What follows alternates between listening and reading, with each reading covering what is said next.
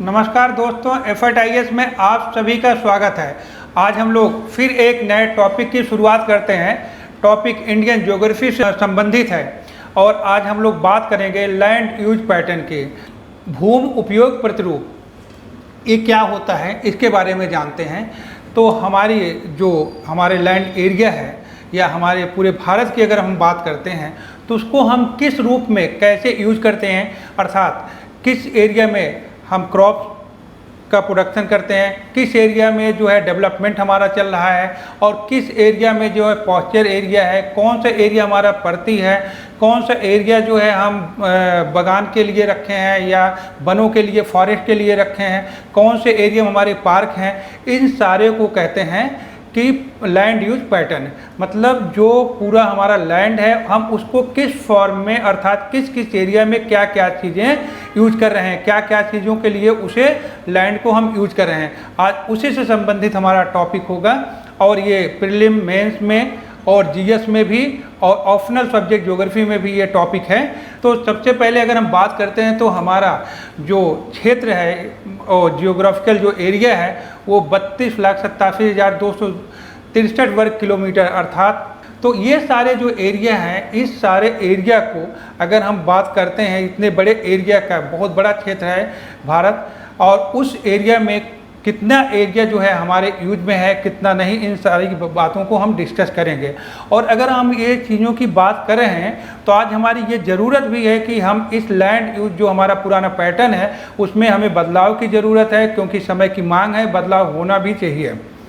तो यहाँ पर जो अभी बात की हमने कि जो, और आज जो है अगर हम बात करें कि जो हमारे पास रिपोर्टेड एरिया है वो 30 लाख प्लस है। तो इसका मतलब कुछ ऐसा भी है कि बहुत सारा एरिया ऐसा है कि जो अभी तक जो है या डिस्प्यूटेड है या रिपोर्टिंग नहीं उसकी हो पाई है। ऐसी स्थिति में अगर वर्ल्ड की बात करें तो वर्ल्ड की टोटल पॉपुलेशन का जो 17% पॉपुलेशन है वो जो है इंडिया में ही रहती है। और अगर वो क्षेत्र की बात करा जाए तो 2.4% एरिया है पूरे वर्ल्ड का जो इंडिया जिसमें बसा हुआ है। तो इसका मतलब है कि एक बहुत कम एरिया में, वर्ल्ड के बहुत एक कम एरिया में बहुत बड़ी पॉपुलेशन रहती है। तो ऐसी बातों को ध्यान में रख कर अगर हमें यहाँ पर यह समझना है कि इतनी बड़ी पॉपुलेशन के लिए अगर हमें सुचारू रूप से सब कुछ चलाना है या उनकी सुविधाओं का हमें ध्यान रखना है तो हमें निश्चित रूप से कुछ ना कुछ बदलाव की ज़रूरत हमें पड़ेगी, ताकि हमारे जो लोग हैं उनकी सुविधाओं का भी ख्याल रखा जाए और हमारा जो है ग्रोथ एंड डेवलपमेंट हो सके। तो आगे हम लोग बात करते हैं कि सबसे पहले तो जो लैंड रेवेन्यू डिपार्टमेंट के द्वारा जो है ये लैंड यूज पैटर्न डाटा तैयार किया जाता है, उसके अकॉर्डिंग टू जो है इसे जो है 6 पार्ट में डिवाइड किया गया है। तो जैसे फॉरेस्ट जो है आप देखेंगे तो फॉरेस्ट एरिया कितना है इसकी बात होगी, और उसके बाद जो है नेट सोन एरिया, ठीक है, कुल जो है बोया गया जो क्षेत्र है, development work and wasteland area, मतलब जहाँ पर कार्य चल रहा है, अर्थात चाहे वो अर्बनाइजेशन का होगा वो जो है, अर्थात जिसमें एग्रीकल्चर या फार्मिंग नहीं हो रही, कृषि नहीं हो रही, और ये वेस्ट लैंड एरिया है कि ऐसे जो है जिस पे कोई कार्य नहीं हो जा रहा है या कोई एक्टिविटीज़ जो है मानव के द्वारा नहीं की जा रही है। उसके बाद जो है फैलो लैंड है, अर्थात जो है परती भूमि है जिस पे कुछ ही टाइम तक खेती की जाती है, बाकी टाइम के लिए इसे छोड़ दिया जाता है। फिर पास्चर लैंड है, चारागाह, अर्थात पशुओं के मतलब चरने के लिए या उन्हें जहाँ से चारा मिल सके उसकी पास्चर लैंड की बात है। ट्री एंड ग्रुप, अर्थात जो पार्क टाइप के एरिया है, अर्थात जो नर्सरी है जहाँ पर फूलों की या किसी चीज़ की खेती, हॉर्टिकल्चर है, इन सब की बात की जा रही है। तो हम एक एक करके सबको समझेंगे।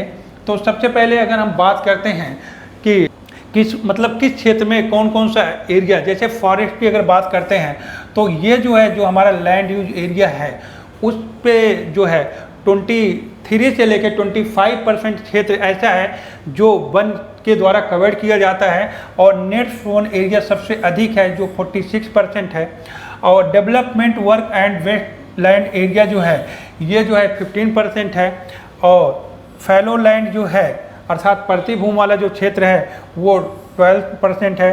3% जो है पॉस्चर लैंड है और ट्री एंड ग्रुप जो है वो 1% से ज़्यादा है। कहने का मतलब ये है कि ये जो एरिया है, इन सारे एरिया को हम एक एक करके जो है समझते हैं कि कौन से एरिया को हमें बढ़ाना है और कौन से एरिया को घटाना है। जो हमारा लैंड यूज पैटर्न है उसमें चेंज करने की ज़रूरत है।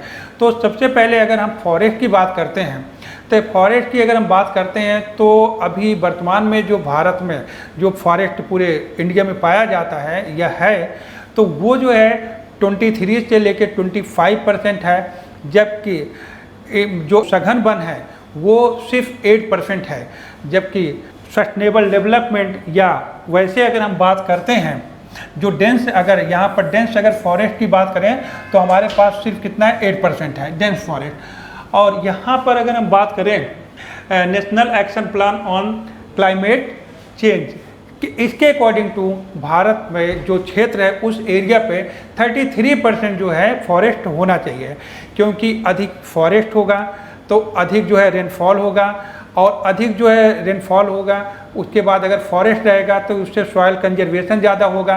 और भारत जो है एग्रेरियन जो है इकोनॉमी है, ऐसी स्थिति में जो है फॉरेस्ट और सॉइल और रेनफॉल इन सब की बहुत ज़्यादा आवश्यकता है, ताकि हम जो है सस्टेनेबल ग्रोथ अपना कर सकें, समगतशील अपना विकास कर सकें। और अगर हमें जो है सस्टेनेबल एग्रीकल्चर को भी बनाए रखना है तो हमारे जो है अधिक से अधिक फॉरेस्ट होना चाहिए और सॉइल का जो है कंजर्वेशन होना चाहिए, रेनफॉल होना चाहिए, और साथ में हमारा जो है ग्राउंड जो टेबल है वो भी ज़्यादा से ज़्यादा जो है स्टोरेज ज़्यादा रहेगा जब हमारे पास फॉरेस्ट होगा। और 33% एरिया को अगर हम कवर करते हैं तो इस कंडीशन में जब हमारे पास कम है तो इसे हमें बढ़ाने की आवश्यकता है। अब इसके बाद बात आती है कि जो डेवलप वर्क है जो यहाँ पर हो रहा है, तो डेवलप अगर हम वर्क की बात करते हैं तो डेवलप वर्क अभी जो हमारे पास डेटा है वो डेवलप वर्क में जो या वेस्ट लैंड जो एरिया है उसमें जो है 15% जो है टोटल जो है जो लैंड यूज पैटर्न है उसके तहत जो डाटा है उसमें 15% पर ये कार्य हो रहा है। और इसे हमें बढ़ाने की ज़रूरत है, क्योंकि हमारी बढ़ती हुई पॉपुलेशन और हमारी बढ़ती हुई इकोनॉमी और बढ़ते हुए लोगों की जो महत्वाकांक्षाएं हैं और उसकी प्राप्ति के लिए अच्छे से अच्छे लाइफ स्टैंडर्ड अच्छा हो, इसलिए लोग जो रूरल एरिया से अर्बन एरिया की तरफ आने का प्रयास कर रहे हैं। और जो हमारी मेट्रो सिटी है या महानगरी जो क्षेत्र हैं वो धीरे धीरे जो है वहाँ पर पॉपुलेशन बहुत ज़्यादा वहाँ पर बढ़ती जा रही है, कंटिन्यू वहाँ पॉपुलेशन बढ़ने की वजह से जो लोग आ रहे हैं उनकी जो सुख सुविधाएँ हैं वो मुहैया नहीं करा पा रहे हैं।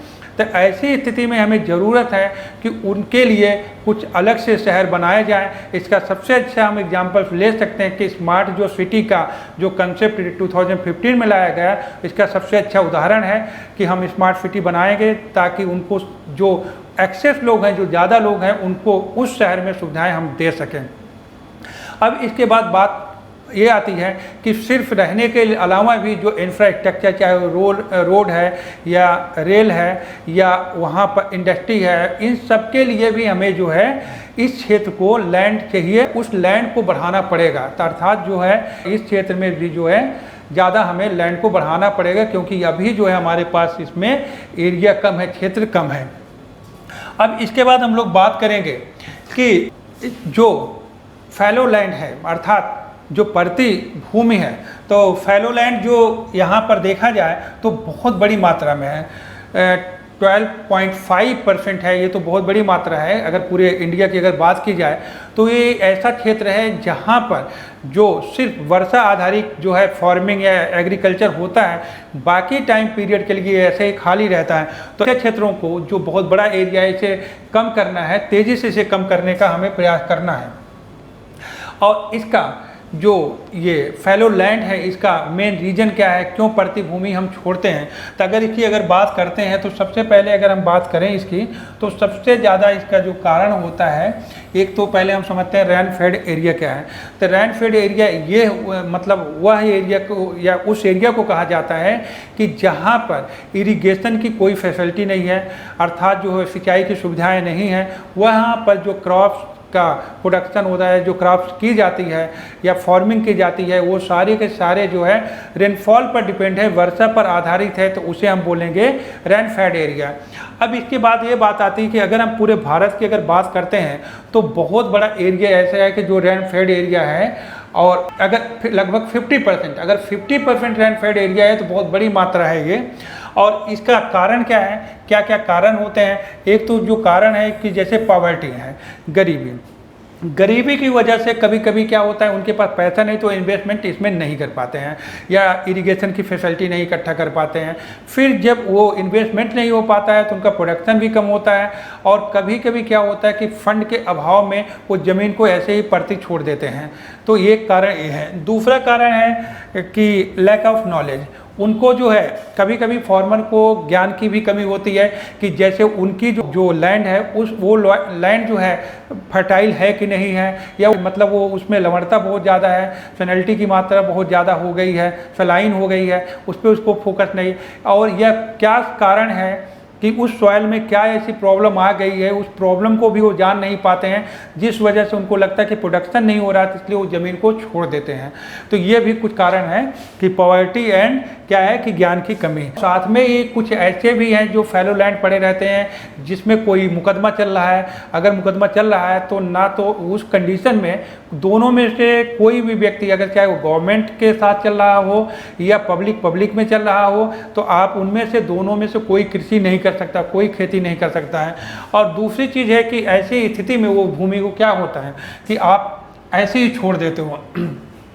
अब हमें इसके बाद जो है नेक्स्ट जो है उसे हमें जो बहुत बड़ी मात्रा में उसे कम करने का ऐसा प्रयास करना है कि जिससे उसे हम कम कर सके। अब आता है कि पॉस्चर लैंड, इस जो है चारागाह जो क्षेत्र है इसे हमें बढ़ाने की ज़रूरत है, क्योंकि अभी एट प्रेजेंट 3.5 हमारे पास जो है ये एरिया कवर करता है। और जैसे जैसे हमारी इकोनॉमी बढ़ेगी, लोगों की इनकम बढ़ेगी, जब लोगों की इनकम बढ़ेगी तो इस चीज़ की जो डेयरी की जो डिमांड है या डेयरी प्रोडक्ट की जो डिमांड है वो ज़्यादा बढ़ेगी, क्योंकि लोग जो है अपने हेल्थ को लेकर भी काफ़ी जागरूक होंगे, और वैसी स्थिति में उनको जो न्यूट्रिशन चीज़ें हैं या पोषक तत्व हैं उन्हें चाहिए। जो वर्तमान डेयरी उद्योग है वो उनकी आवश्यकताओं को फुलफिल नहीं कर पाएगा।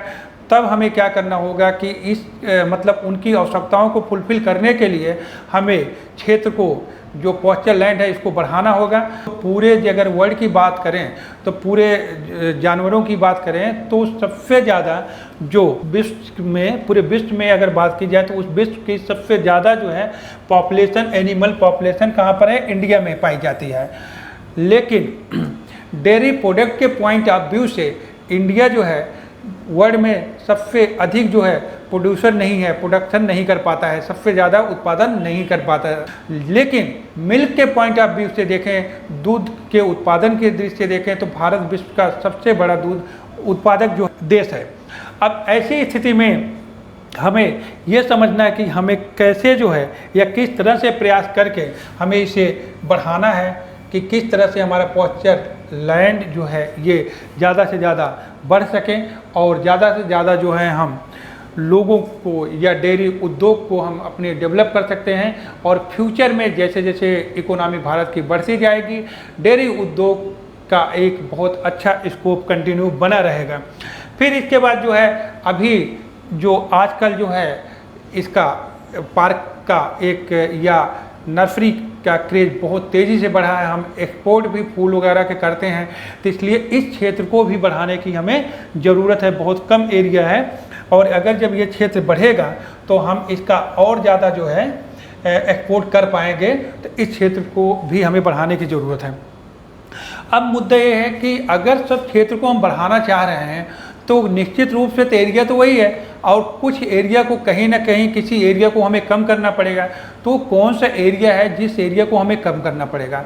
तो हम अगर ये कहना चाहेंगे कि जो नेट ज़ोन एरिया है उसे कम कर दो, तो आपको लगेगा कि हमारी जो फूड सिक्योरिटी है वो संकट में आ जाएगी। तो नहीं, ऐसा नहीं है। नेट ज़ोन एरिया को ही हमें कम करना है, इन क्षेत्रों को बढ़ाना पड़ेगा। और वैसी स्थिति में जो हमारा नेट ज़ोन एरिया है वो बहुत बड़ा एरिया है, और हमारी जो प्रोडक्टिविटी है अर्थात हमारा जो प्रोडक्शन है वो बहुत ही कम है। तो ऐसी कंडीशन में हमें अपनी प्रोडक्टिविटी को बढ़ाना है और नेट सोन एरिया को कम करना है। इसका सबसे अच्छा एग्जांपल से अगर हम देखें तो चाइना के पास सिर्फ जो है 80 जो है लाख या 80 मिलियन हेक्टेयर जो है जो नेट सोन एरिया है, जबकि इंडिया के पास 140 मिलियन जो है नेट सोन एरिया है। तो ऐसी स्थिति में फिर भी चाइना जो है वर्ल्ड का सबसे ज़्यादा जो है प्रोड्यूसर भी है और सबसे बड़ा जो है एक्सपोर्टर भी है। तो ग्रेन के मामले में अगर देखा जाए तो अगर जब उतने कम क्षेत्र में वो जो है चाइना इतना बड़ा लगभग इंडिया का लगभग आधा है, तो इंडिया क्यों नहीं कर सकता, जबकि चाइना से अच्छी हमारी सॉइल है और हमारी जो क्लाइमेट चाइना से अच्छी है, जो क्रॉप्स के लिए बहुत अच्छी मानी जाती है। तो ऐसी स्थिति में हमें ज़रूरत है कि हम अपनी प्रोडक्टिविटी को बढ़ाएं। उन एरिया में जहां पर हम जो है एक बार ही कृषि कर पाते हैं वहां इरिगेशन की फैसिलिटी को बढ़ाएं ताकि हम ज़्यादा से ज़्यादा प्रोडक्टिविटी कर सकें, ज़्यादा से ज़्यादा उत्पादन कर सकें चीज़ों को। अब जैसे एक अगर हम बात करें कि जो भारत में जो ग्रास जोन एरिया की अगर हम बात करते हैं तो भारत का जो ग्रास जोन एरिया है वो इतना मिलियन हेक्टेयर है, 199 है।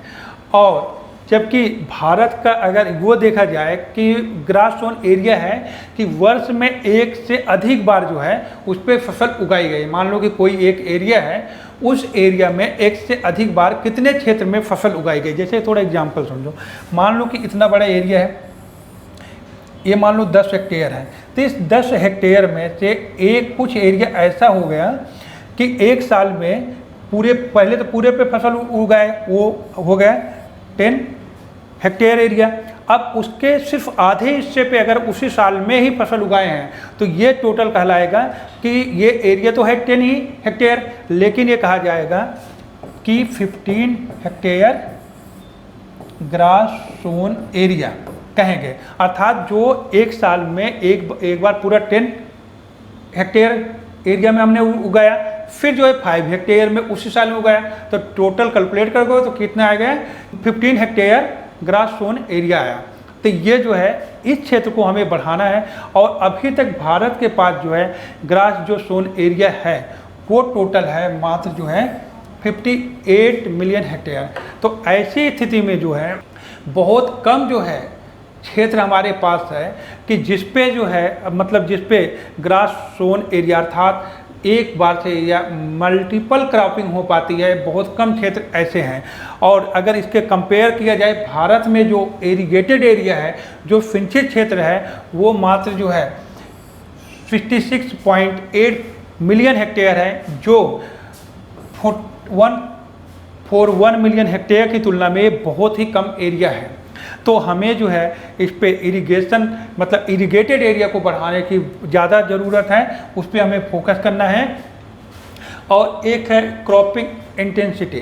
क्रॉपिंग इंटेंसिटी का मतलब ये होता है कि क्रॉपिंग इंटेंसिटी का मतलब फसल गहनता की मतलब ग्रास जोन एरिया कितना है और oblique net zone area into 100 divide करने के बाद जो आएगा उसे हम बोलेंगे क्रॉपिंग इंटेंसिटी। अर्थात अभी जो भारत में है वो जो है 140% है, 160% का टारगेट रखा गया है। और अभी इंडिया की अगर बात करते हैं तो पंजाब एक ऐसा स्टेट है जिसकी सबसे ज़्यादा जो है फसल सघनता है। वहाँ पर जो है अगर देखें पंजाब की अगर हम बात करते हैं तो पंजाब की ये सबसे हाईएस्ट है वहाँ। तो इसके साथ ही आज का ये टॉपिक हमारा समाप्त होता है और जब हम मिलेंगे फिर किसी न किसी एक नए टॉपिक के साथ मिलेंगे। Thank you.